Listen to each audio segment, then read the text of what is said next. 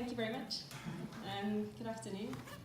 And thank you so much for this very generous and valuable invitation from the university. And special thanks, of course, to Luca for his excellent organisation of the event. So, the subject that I want to talk about today is exile. One specific case of it is an institution of esoteric tantric Buddhism called Koyasan in Japan in the 13th century, and its textualization in the transcript of an oracular spirit possession. But more broadly, I'm interested in what happens to knowledge, which is embodied when a body is cast out. And conversely, what does it mean for knowledge or for spirits to be disembodied? What happens in spirit possession? These two topics concern us today: exile and spirit possession, and the relationship between them. Before entering into the main topic, I want to draw back for a moment because my study of medieval Buddhism is part of a trilogy in progress, the center and linking factor of which is the essential question of the understanding of the body and its relation to spirit, self, and other, and the metaphors by which people and societies live that are dictated by that conceived relationship. On this theme, my projects are intimately connected, and they're all on mountain religions in Japan, although they seem quite disparate. More personally, this summer I joined a volunteer group to gather tsunami debris on a northern Japanese beach. This tsunami debris is swept up every time there's a storm. It comes up with the tides. Uniforms, shoes, bags, bank cards, anything with a name on it was to be returned to relatives, sometimes bones. Why is it so important to bring back the body of the material things closest to it? This is something that we all intuitively and empathetically and perhaps experientially understand. In ancient East Asia, the death rituals concerned with such reintegration have a considerable anthropological literature and historical literature.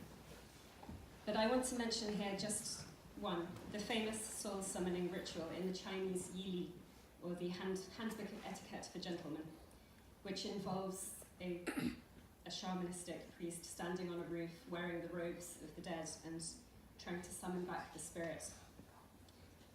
Such rituals like these were adopted in Japan as well, and they are concerned with revival of a dead body, but they point out the importance of capturing an escaping soul or a spirit that wanders from the body in death. If a body is lost to sea or to war, for example, or somehow far from home in exile, its spirit can forever wander. The ancient Chinese poetry anthology, the Chu Si, or the Songs of the South, combines the fates of exiles with themes of shamanistic soul summoning.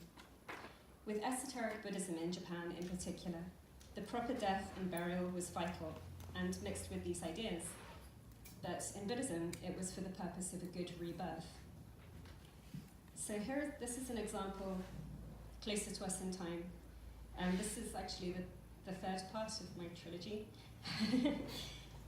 This is in the early 20th century. A Scottish aristocrat who you can see standing at the side of this enormous monument, Elizabeth Anna Gordon, went to Koyasan, the mountain I will be discussing today, one of the first women to be allowed to go there. And she erected this monument and she wrote copious books about religion. But she also has half of her remains buried at Koyasan next to this monument. This is not a gravestone, it's a stele from China, or a replica of it. And she had the other part left in Korea. These were what she considered her spiritual homelands, even though she was from Scotland. But she was also following a very long tradition of burial in an enormous cemetery site at Koyasan, which is called Okunoen. And it's near to the mausoleum of the founder of Koyasan. He's believed to be in eternal meditation inside a cave. And like the 13th century monks at Koyasan, that we will be discussing presently, she believed that the founder Kukai, in his eternal meditation, would emerge at some point in the future with the future Buddha Maitreya to usher in a new enlightened world, and that she would be reborn within it. Let's look at the converse. This is my second part. These are corpses cast out and not given proper treatment. This is a genre of painting called kusozu, which many of you have probably heard about. It's a 13th century painting, contemporary with the texts we'll be talking about today. And these paintings were used supposedly as surrogates for staring at corpses. They're the 9 stages of disintegration of a corpse, and they were used supposedly for meditation on impermanence, for the cultivation of the Buddhist mind. But in fact, they evolved very quickly into gendered othering and abjectness and spectacle. And my own project traces this into the post-war period and into the present day, where they became caught up in the aesthetic of the grotesque, which became very popular in Japan. So these are bodies that are not porous in their boundaries in order to be possessed by spirits, but to break and to fuse in strange ways with other elements, which is the quintessence of the grotesque aesthetic. They were often cast out or depicted in real charnelgrams, and these were at the bases of mountains. So they were set off against the religious sacred area of the mountain. And actually the base of a mountain in Japan was connected not only with death and defilement and grotesqueness, but with sex and prostitution as well from quite early on. So the third and main topic today is another type of body. And this is the body that's cast out in exile, and the body that holds knowledge in the form of a possessed and knowledgeable spirit, and in the form of Buddhist teachings, passed usually orally from master to student in an esoteric Buddhist lineage. In our subject and text today, the 2 bodies are essentially the same in nature. So let me give you a brief summary of it. Just to give you a very broad idea, in case you don't know, this is the site of Shingon Buddhism in Japan, or one of the headquarters is Koyasan, and that's Koyasan presently today, and the founder who imported this kind of Buddhism in the 9th century. He was posthumously titled, as you can see, Kobo Daishi. That will become relevant later. So the text I want to talk about today, that concerns spirit possession in exile, was apparently written in 1251. We don't know for certain because the original has been lost, but internal evidence points to 1251. The record of the oracle of Daishi Myojin at Henmyo-in Cloister. And this is a record of information delivered during oracular spirit possession at Koyasan, and related to a highly ranking scholar monk of the time, Dohan, and to his branch, the Chuan-ryu. At this time in Japanese history and in the history of esoteric Buddhism, the 13th century, there was a proliferation of sects. I mean, they were kind of out of control, and there were so many branches and sub-branches and sub-sub-branches with very small differences in detail, different mudras, different mantras, slightly different rituals. It was connected to patronage and all of that sort of thing. But the Chuan-ryu at Koyasan were very powerful, and they were trying hard to establish themselves as the mainstream. The Chuan-ryu literally translates to the central cloister branch.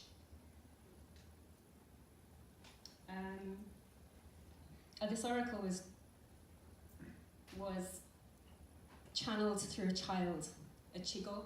A chigo is an acolyte monk, a teenage boy who would live at the temples at Koyasan and other monastic institutions. He was spontaneously possessed, and he continued to be possessed for about 12 days, continually delivering messages which were recorded by Dohan. And this is the contents. So just to give it in brief, to give you an idea of what the text contains, The first part is devoted to administrative matters, and the very first part at the top, on the disturbance between the two temples, is the one that concerns the exiles, the background of which I will explain in a moment. And then from number 4 onwards, you can see that it's separated into 9 sections. Sorry, the bottom part has disappeared. These are all secret teachings about Koya-san. They're extremely esoteric. Things like descriptions of rocks, secret esoteric meaning of a rock, or when you should enter a hall and when you shouldn't because of the presence of sacred beings, things you should be afraid of, secret identities for different divinities, this kind of thing. As for the institution at which the oracle occurred, the spirit possession occurred, Henmyoen was originally located right next to the founder's original temple, supposedly where he lived. So it was a very important place.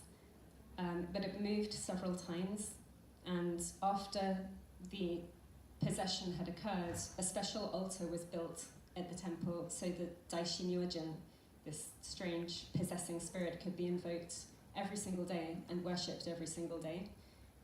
But finally the temple burned down, and apparently all that was left, at least in the 19th century, was one charred bit of wood that I suppose it could still survive, but it must have been very well treasured for it to have been recorded. Somewhere it survives, but the institution itself has disappeared.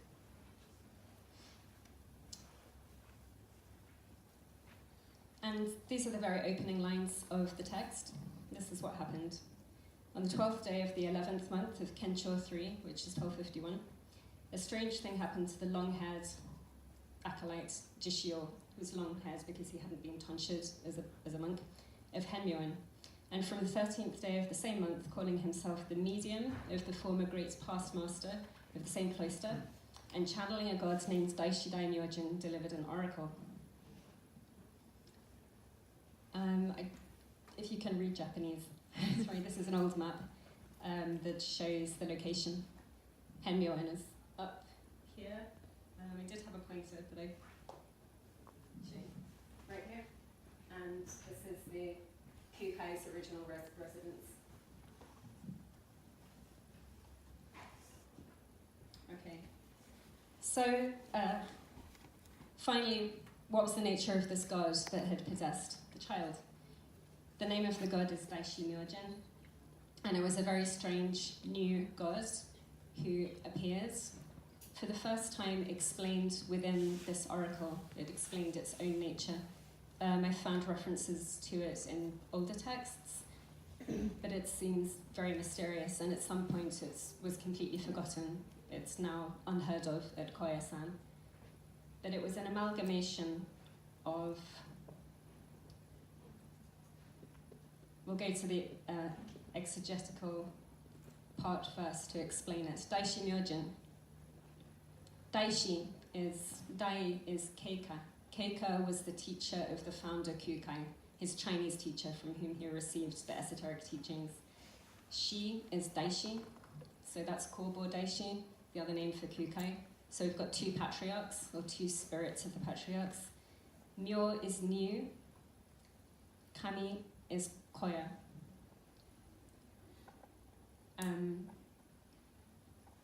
New and Koya refer to the mountain gods.